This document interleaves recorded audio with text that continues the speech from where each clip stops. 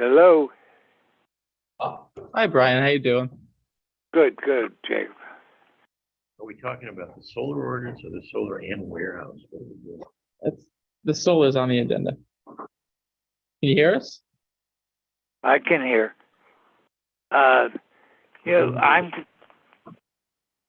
Didn't we have some kind of a sidebar agreement about solar with the Kittatinny Ridge people? Appalachian Trail? I know we did, but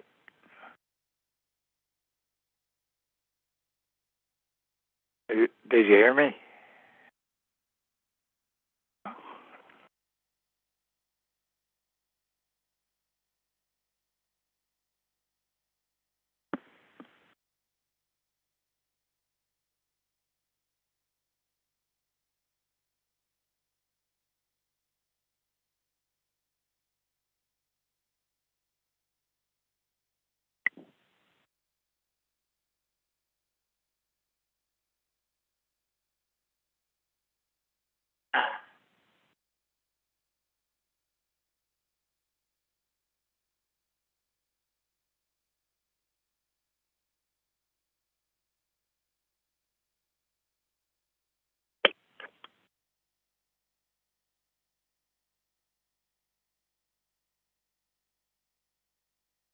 That's important.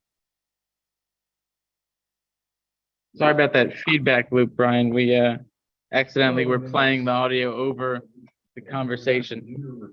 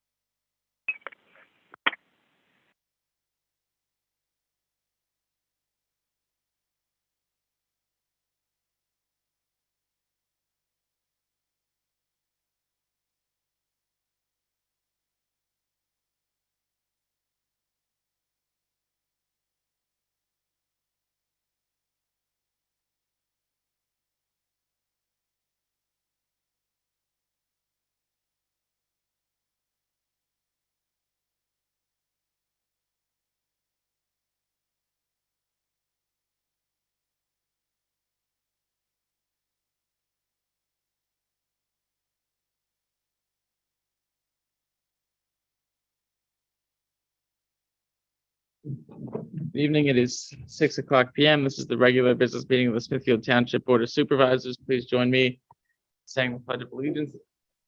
Pledge allegiance to the flag of the United States of America and to the republic, one nation, under God, indivisible, with liberty and justice for all. Evening, everyone. Welcome. Members present, Chairman Jacob Pride, Vice Chair Robert Levenheim, Supervisor Brian Barrett via Zoom, our Township Manager Julia Heilica, Engineer John Tressler, and Solicitor Ron Karasak are all present. Announcements: we previously had an executive session on October 26, 2022 with regard to litigation in the auditor's matter. And I believe later on after this meeting, Solicitor Karasak has requested a brief executive session with regard to the very same. So we'll address that later. The first order of business is the consideration for two sets of minutes, the October 26, 2022 budget work session and regular business meeting minutes. I'll make a motion to approve the minutes. Motion by Mr. Levenheim to approve the minutes. Do I hear a second? Second. Second, Mr. Barrett. Any questions? All in favor? Aye. Aye. We do not have any plans to act on, nor do we have any public hearings this evening. So we will proceed to reports. Ron, would you like to say anything for your solicitor's report? I have nothing by way of a formal report. Obviously, the written report was prepared and sent out with billing, I believe, in the last day or so. We do have the multimodal resolution on, I believe, later on, so we'll speak to that at that time if I need to.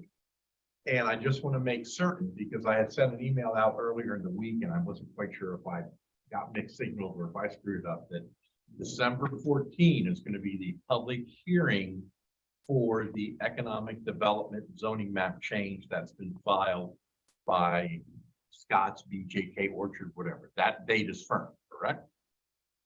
That is the date that we have given our. I'm sorry, Ron, again, Brian, a public hearing on what? There has been a request to change the zoning map of the economic development district. Not really change it, but to add an additional 6 or 7 parcels to the economic development zone. So that's what the hearing would be for. It would be a request for a zoning amendment in that matter. That's, Brian, that's some of the Mountain Manor property requested by Russ Scott and a associate of his. Ron, I also saw the memo that they had wanted to know if we could do that any earlier. I don't know if that's possible or not. Well, we received an email from Attorney Maturgia, and the famous Attorney Maturgia is with us, so I'm not to take away his thunder. But he said that he would not be able to have the matter reviewed by the Planning Commission tomorrow evening. So he wants them to review it on December 8th. So if our Planning Commission isn't going to review the amendments to December 8th, December 14th is the quickest we can get it done then. Well, I see no reason why they can't review it on December 8th. That's their regular scheduled meeting. That'd be the second Thursday of the month. Especially if they know that our schedule is calling for a public hearing on the 14th. Well, hopefully there's 1 or 2 other plans that'll eventually get there too.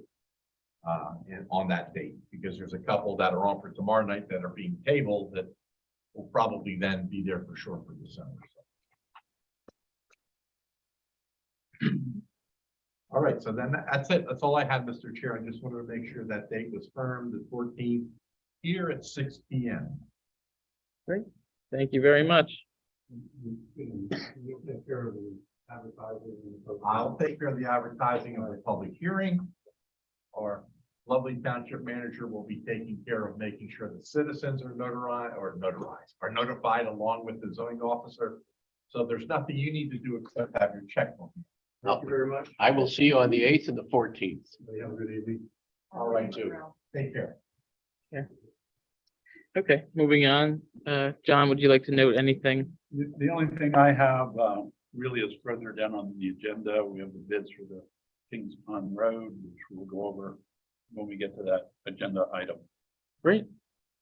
Thank you very much. Under new business, our first action is the consideration for the consent agenda, which includes a number of policies that we discussed approving and ratifying at our previous meeting on October 26th, as well as the resignation of Auditor Osgun. Do I hear a motion that we adopt the consent agenda? I'll make that motion to adopt the consent agenda. Motion by Mr. Levenheim. Do I hear a second? Second. Second by Mr. Barrett. Any questions? All in favor? Aye. Aye. Great. Next is a discussion with regard to the multimodal grant application that was discussed at our previous meeting. So at this point, Mr. Worthington, would you like to? Actually, I request that the board skip over us for the time being because my client is not here yet. He's expected to be here probably within 20 minutes, but I don't think we should start on the discussion without. All right, we'll hold that for a moment then. That said, we'll discuss the draft solar ordinance that I believe Julia prepared with regard to the curative amendment. Yes, so when the board activated section 601.2 of the MPC, this is one of the things that you wanted to look at. I have sent out an email to you, a draft version of the solar ordinance. This creates definitions, adds a bunch of different things. This is almost fully taken from Montour County, who adopted their solar ordinance relatively recently and have put it out there as a model ordinance for townships to use. At this point, you've had probably about a week to look over it, but what I think is important at this time is that we send it to the Planning Commission and the Monroe County Planning Commissions not for planned adoption, but simply to get their comments. And then as soon as we have that cycle back, we'll reconvene in another month with any changes that have been made in the interim. Shouldn't we hold back asking for reviews? Because my understanding is when you invoke that portion of the MPC that you need to have your either your affirmation of your ordinance or your change all in one ordinance. So like, shouldn't we have So the plan- warehouses also? Yeah, the plan is eventually to adopt absolutely everything on the 22nd of March, because that's the last meeting that we can pursue. That Yes. is within the March 27th timeframe. But as of right now, we're not ready to move forward on any warehouses. As far as I know, there's been no forward movement, but I've got the solar ordinance at least done and in draft form. So even if we move these two things separately throughout the channels, I'd like to keep them moving forward, even if once we go and send them to the commissions at the beginning of February, it'll be combined into one massive ordinance at that point. So we can adopt it as one ordinance that follows the MPC on the 22nd of March. Well, if we can send it to the MPC, I think that's a good suggestion, a draft, if that's possible. Just get their comments on this, since it's would probably affect every township in similar ways. Yeah, I mean, I Should be aware, Mr. Chair, that also I attended a seminar today sponsored by the Lehigh Valley Planning Commission. That's the corresponding agency to the Monroe County Planning Commission. And they had a proposed warehousing ordinance attached to that packet. If you wish me to copy that and send it to you or to the supervisors to look at, so we can keep that going, we can do that too. It's a very comprehensive ordinance. It might be perhaps a little bit of overkill, but sure. at least we can get something in front of you that you can start to look at. So if you would want me to do that, I'd be happy to do that. Sure. That'd be great. Can't hurt to have it. It's like more reading, thank you. Yeah, exactly, yeah. It's always more reading. All right. Well, I have no problem sending the draft here to the planning commissions just to receive feedback. Do I hear a motion on this? I make a motion that we send the draft of the solar amendment to the MPC planning commission. Okay. Motion by Mr. Levenheim, all second. Any questions? All in favor? Aye. Aye. Jacob, a while back, I don't know how far, we entered into an agreement regarding solar and the Appalachian Trail, Kittatinny Ridge. Are you familiar with that at all? I can actually answer this. When I told the board that there were only 2 mentions of the word solar in the ordinance, that's what I was referencing, that our ordinance says, it's actually in section 401 under district regulations, that you're not allowed to have solar energy panels and solar farms within 1,000 feet of the Appalachian Trail. But unfortunately, our ordinance does not define either of those items or go into solar energy, anything past that, which is why we need this update. Got it. Yep. Terrific. Great. Next is the consideration of sewer authority request for funds. It's something we briefly discussed in our budget meeting. This was just to cover the balance of what they would like from us for their LSA application. And as I stated in our budget meeting this morning, I think it is only reasonable to not commit the funds to them directly with a check now. But I think if they should be successful in getting the grant, I don't mind if we match it based on the new amounts of septic failing in the area, the Buttermilk Falls Road area. So we're essentially guaranteeing them the funds if they're successful in getting the grants. Right. I don't think it makes sense for us to give the money just for them to have it, because in the event that, they don't get the grant, then we're at 100,000 that we could, Well, potentially utilize for other purposes. the sewer authority, they agree, they're fine with that. I'm sorry, Robert, they claim what? Russ is fine going along with the idea that we're committing 100,000 to them, but only if they're successful in getting these grants. Otherwise, they really don't need it. But they need to have us guarantee it so that they can apply for the grants. This is, Okay. this is the match part of the grants. What kind of, what, 100 grand? Correct. Did we give him 100 grand initially? Correct. we did. And that's my hesitation why I think it's best to commit the funds only if they're successful. I think the original seed money, I felt comfortable with at the time with regard to the development of projects, but I don't think it makes sense to provide anything else unless they would be successful. And the sewer authority agrees with that.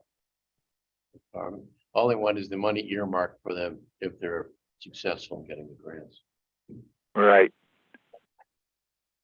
Do I hear a motion to authorize a letter to that effect? I'll make the motion, that we authorize a letter to that effect.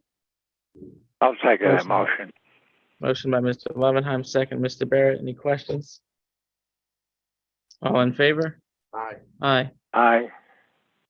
Next is the consideration and discussion on the Kings Pond Road culvert bid. I'll turn it over to John to discuss that and read aloud the submissions. We received 8 bids. Wow. On 10 bid. So I will give you the total for those. Oh, God. EF Possinger and Sons came in at $76,244.23. Waco Incorporated came in at $79,440. Pioneer Construction Company, Inc. submitted a bid for $93,268. Grace Industries submitted their bid at $96,327.92. Northeast Site Contractors submitted a bid of $105,801. John, I'm sorry, can you reread the Northeast site number for me? $105,801. Thank you. Lindy Corporation, $108,118. Professional Construction Contractors, Inc. $114,490. James T. O'Hara, Inc. $119,780. M&J Excavation, Inc. $131,720. Wow. A lot of action there. Yeah. It looks like passengers a little Yeah, bit. passengers. Yeah, Possinger's a little better. We haven't had a chance to review their submittal. It just came in this afternoon, as you know, but we know they're certainly a reputable contractor and can do the work. If you wanted to make an award, you can make it subject to a review of their Sure. submitted information. No, we do that. Yeah, that makes sense to me. Do I I'll hear a make motion? I'll make the motion that we award to Passenger and Sons. And I'll take it. Subject to what? The engineer's review and recommendation. Motion by Mr. Levenheim and second by Mr. Barrett. Any questions? All in favor? Aye. Aye. Huh. Great. At this point, do you, Yeah. Mr. Worthington, do you expect your, Waiting long enough and, we get started. So what you have before you is resolution 513. Is a resolution authorizing the township's submittal of a multimodal grant, application, of which a certain percentage of required matching funds are expected to be provided by my client, Westfield North LLC, which is a adjoining property owner at the Franklin Hill Road intersection with 7. Maine Oilers here as the applicant's design engineer for the project that is sort of associated with this grant application. I don't know if the board has any specific questions regarding technical details of the submittal, or No, I'm engineering. I think most of our questions are going to be with regard to the guarantee that Nate mentioned to Dr. Khan with regard to promising some sort of match or something. the match Why? by is a required 30%. Right. And when we discussed this last, we had asked if there was No. any indication that Dr. Khan was going to guarantee a portion of that or all of that in some sort of letter of credit or something. And I think it would be premature to expect him to get a letter of credit issued by a financial institution at this point when there's no grant money released yet or issued yet. He would be happy to commit to the financing, but I don't know how he would actually obtain a letter of credit from a financial institution when there's not. Well, we're not asking for a letter of credit today, but we were asking at our last meeting whether or not he would guarantee, his match or his portion. I know it's not entirely. And I think he's prepared to guarantee the match, conditioned, of course, on the grant actually being funded. Well, as long as it's not conditioned on Westfield Commons being approved, since it's not going through the process at all yet. That's I think. Yeah, this is just the road realignment that we discussed. Road realignment is different. Right. This is a separate project from the Yeah. Westfield project. And I think the approach that we were looking at was that we're putting an application. We know there's very difficult. Fully funded and get fine. And I think the time, so there's a combination of engineering services, right away that's required for the property from Westfield site, and making the difference up in a cash finance. So I think the way to see this is have a commitment at this point that would contribute to that with a guarantee at the time that the grants needs to be accepted. I mean, I think the grant, if it's awarded, is going to come a point when there has to be, you make a determination, you're going to accept the grant, the project's moving forward. But I think that would be the time has been awarded and you choose to accept the grant, that there would be a more formal guarantee, right? Say that. Does that make sense to you that the grant application goes in, we're not sure what's going to happen? Sure. If that comes back and you commit to accepting the grant, you need a commitment for that funding. And there was as part of the revision of the numbers to include engineering and right-of-way grant, there was a revision in the amount of the grant. So the total project estimate was revised as $1,357,750, which would make the grant amount $1,043,750, and the match requirement would be $314,000. The overall project estimate did go up because of including the right-of-way that's needed, design. But the proposal is still that the matching requirement would be provided by the Westfield project, the 30%, in a combination of right-of-way, engineering services, and financial So contribution. you're saying is the 80750 correct in here or not correct? That was updated to $1,043,750.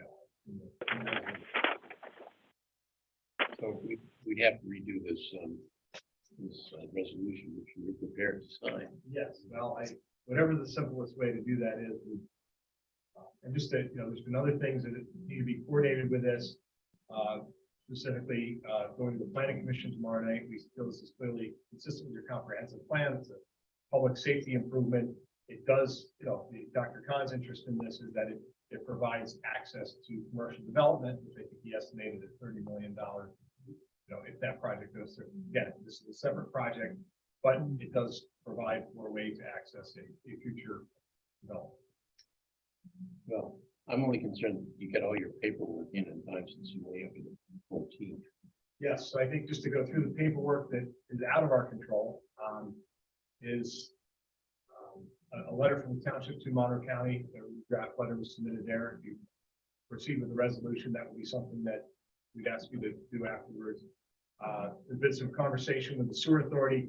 They actually own a piece of the right of way, which is right here. This strip was taken out in planning before, along with the strip where their pump station is. And for whatever reason, it all went to the sewer authority instead of being split. But there is correspondence back with the sewer authority that says they would be willing to provide a letter that they'll certainly contribute that back to the township or as appropriate for that. So that would need to be completed. We talked about the planning commission, and then there's just some documentation and forms that are typical with a multimodal grant application. Fees $100, like Dr. Cobb has offered to pay that. So I think there's a grant consultant who's organizing all this, and I think they have those things from the get completed. I guess what we need to do would be to pass this resolution with a revised total. That would be our request. Well, I have a few questions if I can ask them. Sure. One of the things specifically related to multi-modal projects is that there's a cap related to the amount of engineering that can be used towards this project of, I believe it's 10%. Yes, no more than 10% of the grant award for engineering, design, and inspection costs related to construction projects are eligible under costs and part of the match as well. So I would be hesitant. I don't think that this can cost the township any money. We've been budgeting and we are very, very tight as it is. But what happens if we have those sorts of overages with engineering? You mentioned you had a grant coordinator. If we do get the grant, is it going to be on the onus of the township to follow through and be the grant administrator during the time that the grant is active? Or will that be another third party that the township needs to pay for in some fashion? Good question, and I don't know where you've gotten that far, but I hear you. I hear your question and putting that on. Unfortunately, Dr. Khan is stuck in traffic. He estimated 6:30. I don't know how he's doing. How can we? I understand their concern and about additional costs, the administration of the grant itself.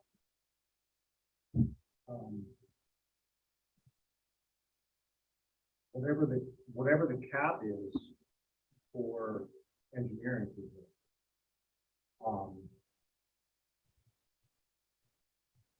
So first of all, there will be a process to select the engineer or meet the requirements. Of the grant. Typically, there's administrative in some of Budget in there. it already in the estimate. I don't know whether you've included that or not. And that different grants are structured differently, but I know some of them have like a 5% administration fee. So this one, under item C, eligible costs, administration costs of the applicant only, which are necessary to administer the grant.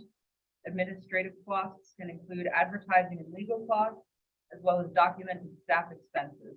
Administrative costs cannot exceed 2% of the grant award.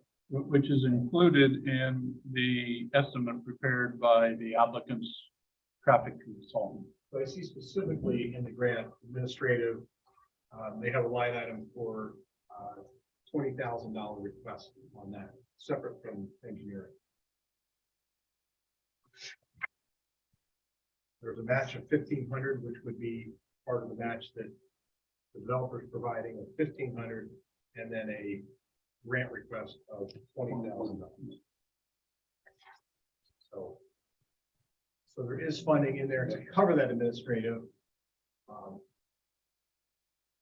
But with that, regardless of who's funding that, is that something, like, is that going to fall on my workload that I will be the, township administrator of this grant, or are we looking to hire a third party to handle this grant? After the township and a separate entity? I think that's a decision we can make when we get the grant. I think what you're saying is you want to make sure there's money covered to do, whether you can handle that or not. Are you saying that it's probably another task?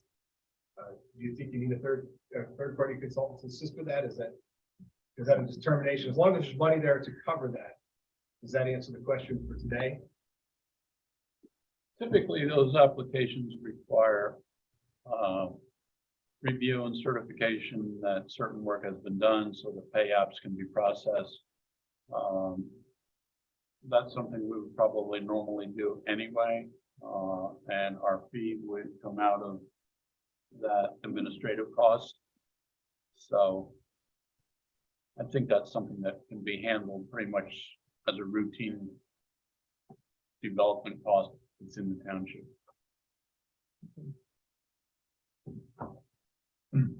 I would also say, Mr. Chair, let's assume that the grant monies come in, and at that point, there can be an estimate made with respect to what would be the additional monies or expenditures over and above, perhaps even the 30% match. It may well be that the township may then say at that point, you know, in addition to the 30% match, you've got to make sure this extra money is covered too.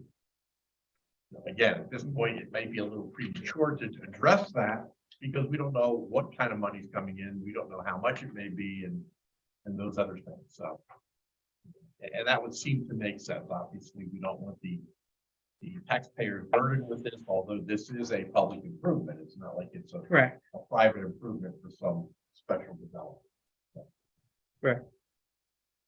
Once you're So, comfortable with Ron, that- it's Brian here. Yes, Ron, Brian. a 30% match that we would have to be responsible for.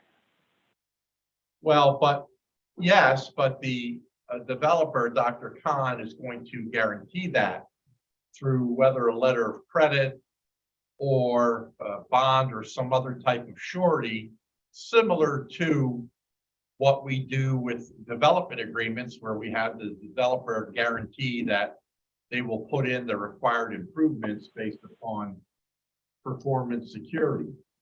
So at this point, we just don't have the amount because we don't know how much the grant may be, but the applicant has agreed, or not the applicant, Dr. Khan has agreed to make that match. So we have that commitment from him, and when the monies come in, he will then be required to do that, or we won't use the money. And actually, that was another follow-up question that I had. Worst case scenario, if things were to, fall apart between the township, and John, this actually comes to a question for you. Will PennDOT and the multimodal fund and who administers it, if we get to the point where things go very, very south and we need to give this grant back and not utilize the funds for any reason, something happens and Dr. Khan decides that he can't fund it or anything like that, are we going to be in trouble for going, thank you, we appreciate this, but no? I don't think so, not in my experience. Okay. And I think the concern by the township manager is not to be a left-handed comment to Dr. Khan. It's just No, that he not at never, all. what God forbid he would get in some kind of accident or something, and now he can no longer do what he wants to do. So it's wise to think ahead of it, All right. Anybody have any other questions? Yeah, well, there's an indication on the, at least the printout I have, about dedicated land to the township for intersection improvements. So the township will be responsible for some work, construction. So the project would be designed and permitted, and then it would be bid out in accordance with the requirements of the grant. And then the construction will be performed and just funded with the money from this grant. Does that answer your question, Brian? So I guess we'll apply for the grant maybe, and but still be responsible for the improvements at the intersection. If you don't get if this answers your question, if you don't get the grant or you decide not to proceed, because of the terms of the grant or the not fully funded, you would not be required to proceed with the improvements of the intersection. Right now, Brian, all the township is doing is entering into a resolution to request the grant funding. So we're at sort of, if you're using a football game analogy, that's you know, what you're talking about is the third or fourth quarter. Right now, we're not even out of the locker room yet. So.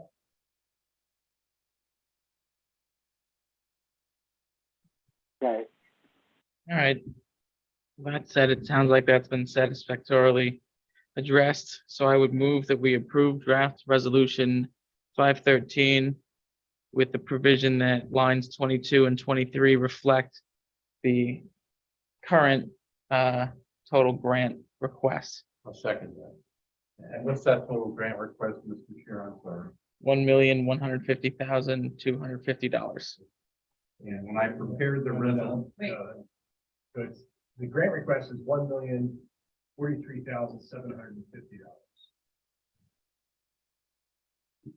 That was just updated. All right. 1,043,750. And what I did, Mr. Chair, when I did the resolution, because I think Robert brought to my attention after I did it, that the number may be different. It's in Word, so. Okay. Okay. I've got the Word document. I will print it out after the meeting. So it can be printed out, put in, Fine. and you don't have to wait for another version to come to you. All right. Please bring it. Great. Once it's voted upon, and acted. There's a motion by already myself, seconded. second by Mr. Barrett. Any comment? All in favor? Aye. Aye.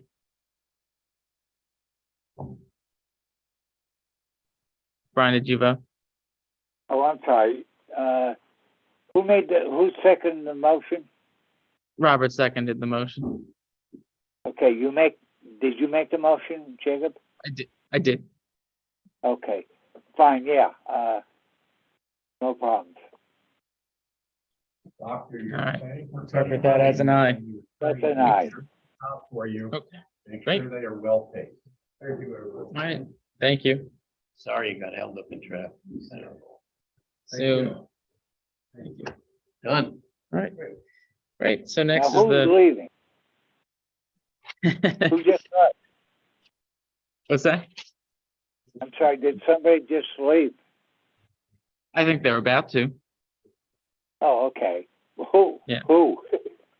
Well, Dr. Khan walked in, and then Nate Euler and Jeff. Okay. Yep. Okay. Next is a Board of Supervisors report. I don't have anything to note. Do either of you two have anything to note before we proceed to pay the bills? No. Okay. Well, the total bills are $63,416.72. Includes one payroll, some legal fees, as well as a couple of auto repairs with regard to glass, and then utilities. Do I hear a motion that we pay the bills? Make a motion, pay the bill. Motion by Mr. Levenheim. Do I hear a second? Second. Second, Mr. Barrett. Any comments? All in favor? Aye. Aye. Aye.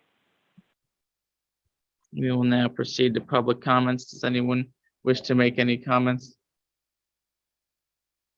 Ms. Sienna? So my first comment is we were originally told that we pick up in town, take you guys about a half an hour. The first day they were there was 12:06. And I only bring that up because you guys were disparaging for Middle Smithfield. We're talking about 3,500 for 3 week pickup. Based on the calculation, it's gonna cost the same or more if we have to pay. Granted, I understand we don't have to pay. The suggestion is, this is the second time you guys were there, and the second time the mayor's will not himself. So if you want this to continue, it might be a good idea to pick up from you, the mayor of the town. I can- 4 miles. Happy to make that comment to the roadmaster. It's between what you have to- Sure. All right. Anything else? Okay, do I hear a motion that we adjourn? Sure. Motion by Mr. Levenheim, second. All in favor? Aye. Aye. Okay. You should know, Mr. Chair, and I'm going to take you just a moment because I know you're on time frame. There are 2 commitment letters that Dr. Khan is signing now. One to commit to the intersection Mhm. and one to commit for the funding that we just talked about. I think they have to be part of the grant application. Are we sending in that grant application? I think the consultant offer to coordinate with you and make the actual submission for you. if that's agreeable. Well, we have original letters here being signed by the doctor. Should we keep them or should we keep copies? And you guys have the originals. Where should these go so that we make sure they get in the right hands? I think it's acceptable. We'll give you copies. If you like copies, we'll take the originals. And Okay. I can do that.